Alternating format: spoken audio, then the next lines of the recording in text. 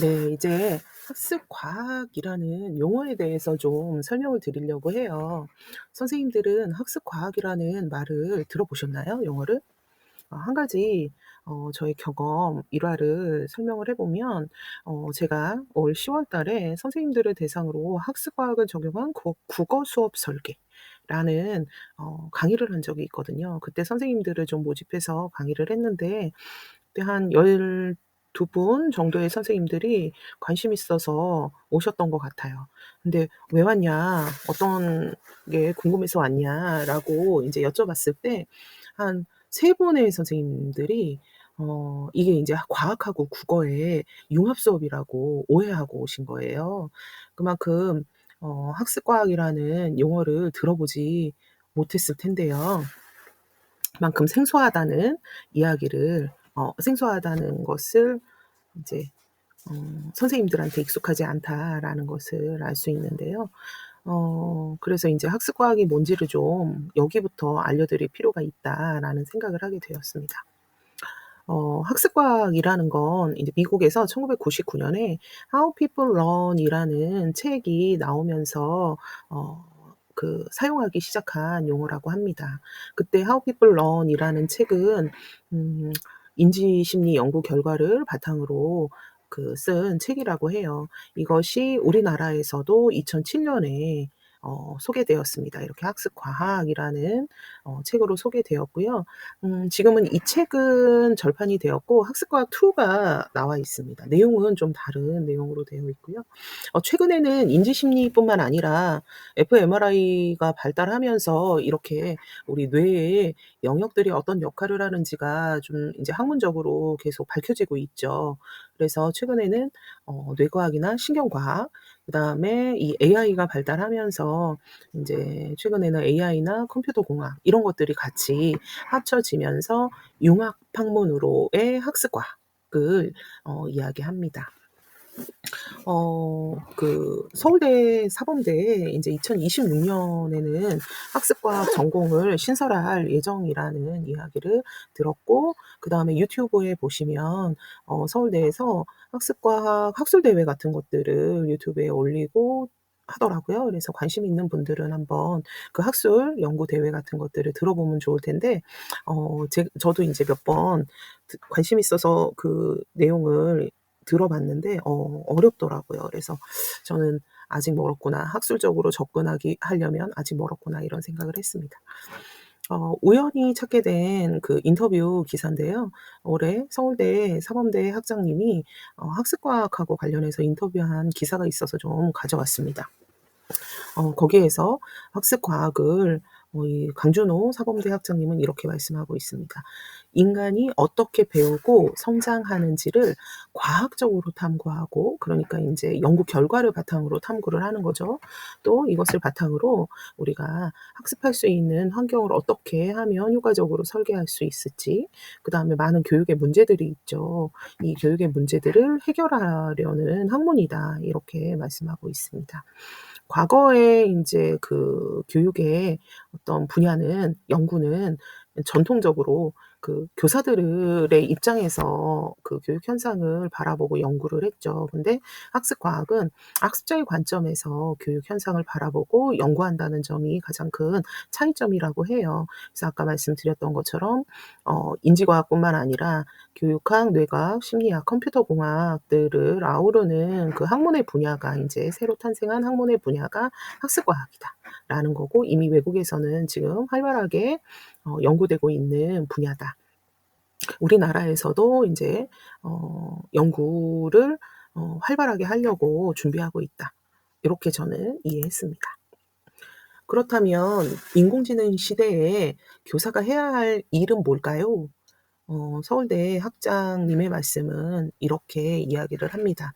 "선생님들은 우리 아이들이 세상에 대한 깊은 이해를 할 수 있도록 세상을 깊게 이해할 수 있도록 학습과학의 원리를 하여 왜냐하면 인제 연구를 통해서 음 어떻게 하면 효과적으로 학습할 수 있는지를 알아냈으니까요. 알아내고 있고 알아냈으니까요. 그러한 연구를 기반으로 학습 과학의 원리를 활용해서 우리 아이들이 평생 학습할 수 있는 역량을 키워줬으면 좋겠다라는 말씀을 하십니다. 결국 이 말은 결국 2022 개정 교육과정이 역량 기반 교육과정, 물론 그 이전에 2015 개정 교육과정도 그러했는데 그 맥락하고 비슷하죠. 우리 아이들이 평생 학습할 수 있는 역량을 좀 길러주자라는 데에 목적이 있다. 교사의 가르침에 목적이 있다라고 이야기합니다. 그렇다면 아이들이 살아갈 시대가 어떤 시대이기 때문에 왜 이런 어떤 시대이길래 평생 학습해야 할 학습하는 평생 학습자로서의 역량을 길러야 하냐를 생각해 보면 너무나 자명하잖아요. 지금은 인공지능 시대고 인공지능이 인간의 일을 대체를 하죠. 그러면 인간은 무엇을 해야 할까를 생각을 해보면 인공지능이 하지 않는 일들을 해야 할 거예요. 그래서 인공지능이 기존에 있는 빅데이터를 바탕으로 패턴을 발견해서 인간이 하던 일을 모방을 한다면 인간은 그것과는 다른 새로운 일을 해야 되겠죠. 실제로 인공지능이 어떤 뭐 새로운 걸 창작을 해내고 뭐 소설도 쓰고 뭐 시도 짓고 그다음에 뭐 그 새로운 디자인도 만들어내고 한다고 하지만 진짜 완전히 새로운 거는 못 하잖아요, 아직까지는. 그래서 인간은 저게 뭐야?' 라고 물을 정도의 어떤 새로운 것들을 만들어내는 창작의 일, 이런 것들을 해야지 될 겁니다. 그 대표적인 사람들이 예술가들이죠. 백남준 선생님이 만든 그 예술의 분야를 보면 진짜 그 저절로 '저게 뭐야?' 라는 말이 나올 그런 어떤 작품들이 많이 그런 작품들을 많이 발표를 하셨잖아요. 그래서 인공지능 시대의 인간은 새로운 일이나 다양한 문제들을 새롭게 해결하는 일들을 해야 할 텐데 학습과학에서는 이렇게 이야기합니다. 새로운 것을 만들어내기 위해서는 세상에 대한 깊이 있는 이해가 전제되어야 한다. 그러니까 우리 아이들이 새로운 걸 창작하고 새로운 문제를 해결하고 하려면 뭔가를 깊이 있게 그 문제에 대해서 자기 분야에 대해서 깊이 있게 이해하고 있어야 한다는 거고, 이는 알미 그만큼 더 아는 것이 중요한 시대가 된다라는 그런 어떤 역설적인 의미를 가지고 있다고 생각합니다. 근데 우리 아이들이 인공지능이 있는데 자기는 알 필요가 없다. 인공지능한테 물어보면 된다라고 이야기하잖아요. 물론 그렇게 할 수도 있지만 이미 자기가 알고 있고 깊이 이해가 되어 있어야 새로운 게 나온다라는 데에 핵심이 있는 거라고 생각을 합니다. 그래서 이 학습과학 책에 보면 그 하버트 사이먼이라는 인지과학자가 이렇게 얘기했어요. 알에 대해서. 알미라는 건 정보를 기억하고 재현할 수 있다는 것에서 이제 정보를 찾고 사용할 수 있다는 의미로 이동한다라고 말했다고 해요. 근데 생각을 해 보면 정보를 암기하고 재현한다라는 것에서 정보를 찾고 이용할 수 있다라는 의미로 이동한다. 라는 말은 사실 1990 년대가 검색의 시대였기 때문에 저는 이렇게 이야기했다고 생각을 합니다. 근데 지금의 시대는 AI 시대잖아요. 인공지능의 시대잖아요. 그래서 정보를 기억하고 재현하는 건 인공지능이 굉장히 잘합니다.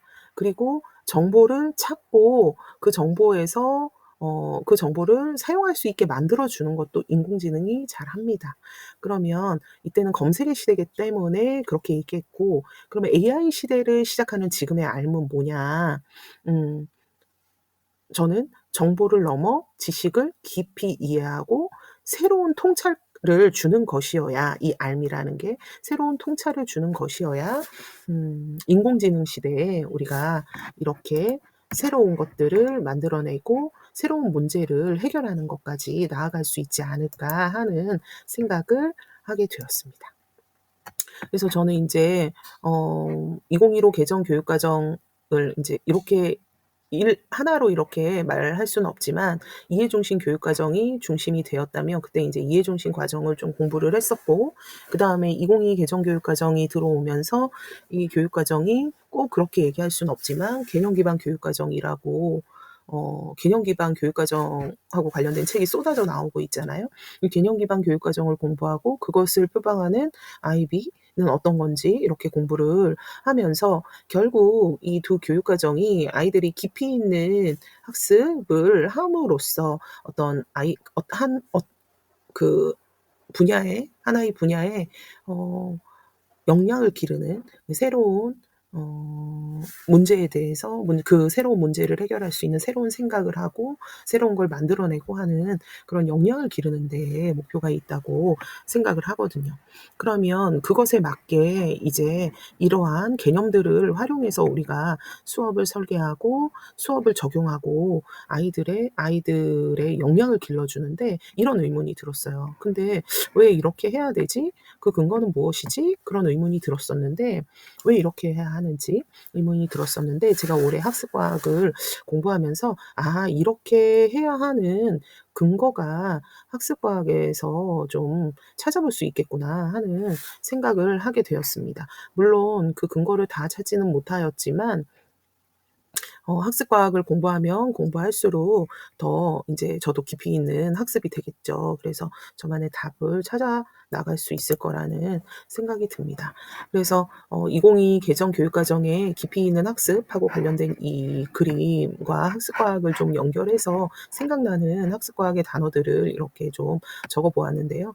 결국 깊이 있는 학습이라는 건 전이까지 이루어지는 걸 말하는 거고 우리는 깊이 있는 학습을 하기 위해서 삶과 연계한 학습을 설계해야 되고 또 학습 과정에서 학생들이 학습에 대한 그 학습 과정에 대한 성찰을 할 수 있도록 도와줘야 되고 내 교과만 가르치는 것이 아니라 핵심 개념이나 핵심 아이디어를 바탕으로 교과 간 연계와 통합된 학습을 할 때 깊이 있는 학습이 이루어지고 전이가 이루어진다. 그래서 이거를 통해서 우리는 역량을 구현할 수 있다라고 이야기 많이 들었을 것입니다.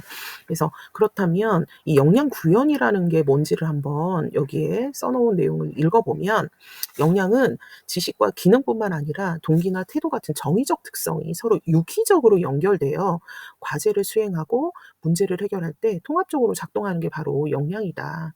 이 말을 이제 뇌과학적으로 좀 표현하면 신피질과 편도체가 서로 유기적으로 연결해서 어떤 새로운 그런 어떤 그 연결을 만들어내고 우리가 새로운 인지 모델을 만들어내는 거다라고 이야기할 수 있을 것 같아요, 지금의 제 수준으로. 그래서 결국은 지식과 기능을 신피질에 있는 기억을 바탕으로 인제 태도, 느낌까지 연결되는 이런 것들이 바로 역량이다라고 말씀을 드릴 수 있을 것 같습니다.